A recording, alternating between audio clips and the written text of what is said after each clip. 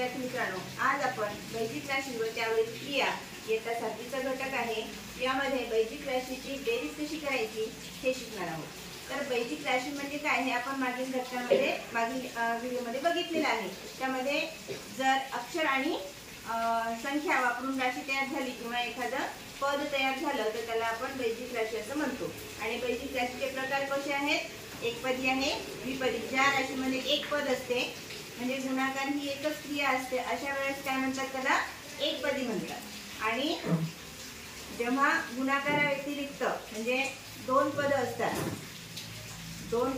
बेरीज किंवा वजाबाकी हे चिन्ह वापरून दोन पदांचा क्रिया केलेली असेल तर अशा वेळेस त्याला काय म्हणतात? द्विपदी म्हणतात. आणि दोन पदांपेक्षा जास्त म्हणजे 3 पद असतील तर त्याला त्रिपदी म्हणतात. आणि 3 पदांपेक्षा जास्त जर त्या राशीमध्ये पद घेतलेली असतील तर अशा याला काय म्हणतात? बहुपदी असं म्हणतात. समजलं ना?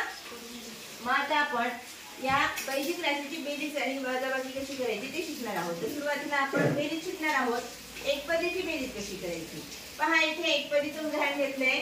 ऋण 3x वजा 8x अधिक 5x. तर आपल्याला माहिती आहे याच्यामध्ये हे x जे आहे ते चल आहे आणि 3 इथं 8 आणि इथं 5 हे काय आहे? सहगुणक आहेत. मग सुरुवातीला काय करू आपण? हे काय आहे? या x प्रत्येकाला गुणाकारामध्ये आहे. प्रत्येकाला x काय आहे?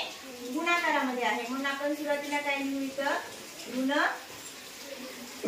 3 कंसामध्ये घ्या वजा 8 अधिक 5 आणि हे काय आहे? इथं x गुणाकारामध्ये. आता यावर क्रिया करून घ्या. ऋण 3 आणि ऋण 8 किती होतात? 11 होतात. आहे की नाही? 11 मधून 5 गेले. हे 11 मधून 5 गेले. ऋण 11 मधून धन 5 काढायचे आहे. ह्याच्यासाठी आपल्याला काय करता येईल? पूर्णांक संख्यांची बेरीज वजाबाकी आपण मागच्या लेक्चरमध्ये शिकलेली आहे. त्याचा वापर करून आपण इथे क्रिया करू. आता ऋण 11 अधिक 5 ह्यांची काय येईल सोल्युशन? ऋण 6 आणि हे x गुणाकारामध्ये आहे म्हणून ऋण 6x. इतर काय? या दोघांची बेरीज करून घ्या आणि नंतर हे त्याच्यामध्ये ऍड करा. हे ऋण काय होतात? त्यांची बेरीज होते. दोन ऋण संख्यांची बेरीज करून घ्यायची आणि नंतर त्याच्यामध्ये किती मिळवायचे? 5 मिळवायचे. आता ऋण 11 मध्ये धन 5 मिळवले तर आपण भिन्न चिन्ह असलेल्या संख्यांची बेरीज आणि वजाबाकी कशी करायची हे शिकलो होतो. भिन्न चिन्ह आहे इथं बेरीज चिन्ह आहे. मग अशा वेळेस सरळ वजाबाकी करायची आणि चिन्ह मोठ्या संख्येत द्यायचं. या दोघांची बेरीज केली तर वजाबाकी केली तर 6 आलं आणि चिन्ह मोठ्या संख्येचं म्हणून ऋण 6. अजून एक उदाहरण घेऊया का? इथं अपूर्णांक दिलेला आहे. इथं अपूर्णांक असेल कोणतीही संख्या असेल तर क्रिया आपण जशी करतो त्याचप्रमाणे करायची. आता इथे अपूर्णांक लिहून घ्या. 2/3 वजा आहे म्हणून वजा लिहिलं आणि इथं 2/3 वजा 5/7 आणि हे AB इथं दोघांनाही कॉमन आहे गुणाकारामध्ये. म्हणजे जर AB ने या 2/3 ला गुणलं तर उत्तर काय मिळतं आपल्याला? पहिलं पद मिळतं. आणि नंतर AB ने जर 5/7 ला गुणलं तर 5/7 AB हे पद मिळतं आपल्याला. ठीक आहे. त्यानंतर आता यांची जी क्रिया करायची आहे ती क्रिया काय करणार आहोत आपण? ही क्रिया करत असताना आपल्याला परिमेय संख्येवरील क्रिया किंवा अपूर्णांकावरील क्रिया करत असताना जी कृती आपण करतो म्हणजे छेद समान करून घेतो. छेद समान आहे का इथे? नाही. छेद समान करून घ्या. 7 14 वजा 5 15 3 21 आणि इथं. आता यांचं छेद समान आहे म्हणून एकच घेतात. यांची काय करायची? वजाबाकी करायची. वजाबाकी केल्यानंतर 14 आणि 15 परत इथं काय आहे? हे प्लस आहे आणि हे मायनस आहे की नाही? दोन समान चिन्ह असलेल्या संख्यांची वजाबाकी करायची असेल तर काय करायचं? याची विरुद्ध संख्या पहिल्या संख्येमध्ये मिळवायची. त्याप्रमाणे जर केलं तर काय होते? 14 वजा 15 करावं लागते. मग उत्तर किती आलं? 1 आणि चिन्ह वजाचे.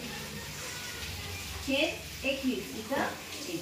आता हे वजा वर 1 ला द्या किंवा पूर्ण अपूर्णांकाचा हा ऋण चिन्ह असणार आहे. समजलं? त्यानंतर द्विपदीची बेरीज कशी करायची ते शिकूया. आता पहा, द्विपदीची बेरीज करत असताना आपल्याला काय करायचं आहे, पहिला पद जे दिलेले आहे, पहिली द्विपदी दिलेली आहे 2x अधिक 4y. पहिलं पद कोणतं दिलेलं आहे, 2x अधिक 4y. उभी मांडणी करून घ्या किंवा आडवी मांडणी करून घ्या. उभी मांडणी करून घ्या सुरुवातीला. 3x सारखे चल असलेले पद एका ठिकाणी करून घ्यायचे अधिक 2y. आता इथे दोन्ही प्लस प्लस आहेत म्हणून हे काय होणार, बेरीज होणार आहे. 4 आणि 2 6y. इथं 3 आणि 2 5x मध्ये अडचण आहे. ही झाली उभी मांडणी. आडवी मांडणी करायची असेल तर 2x अधिक, इथं काय अधिक आहे, 3x चे चिन्ह काय आहे, इथं धन आहे म्हणून हे 3x जवळ घेतले. त्यानंतर अधिक 4y आणि इथं काय राहिलं आता अधिक 2y. म्हणजे सारखे सारखे चल असलेले पद जर आपण एकत्र आणून घेतले तर आपल्याला बेरीज करायला सोपं जातं. आता 3 आणि 2 किती होतात, 5. सहगुणकांची बेरीज करून घ्यायची आणि एक किंवा चल जसं आहे तसं लिहून टाकायचं. अधिक 4 आणि 2 किती होतात, 6. y ला 5x अधिक 6y ही काय आहे आपली बेरीज आलेली आहे. समजले इथपर्यंत? अजून एक उदाहरण पहा. इथे 9x चा वर्ग y वर्ग वजा 7xy आणि दुसरी त्रिपदी दिलेली आहे 3x चा वर्ग y चा वर्ग अधिक 4x y. हे काय दिलेले आपल्याला, दोन त्रिपदी दिलेली आहे त्यांची बेरीज करायची. आता इथे आपण काय करू, आडव्या मांडणीला करून घेऊ. 9x चा वर्ग y वर्ग. आता बेरीज करायची यांची. बेरीज मध्ये हे काय आहे, प्लस आहे.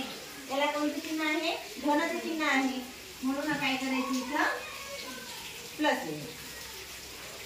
3x चा वर्ग y चा वर्ग. नंतर इथे काय आहे, ऋण 7xy. त्याच्या पुढे इथे नावात नाही इथे लिहिते मी अधिक.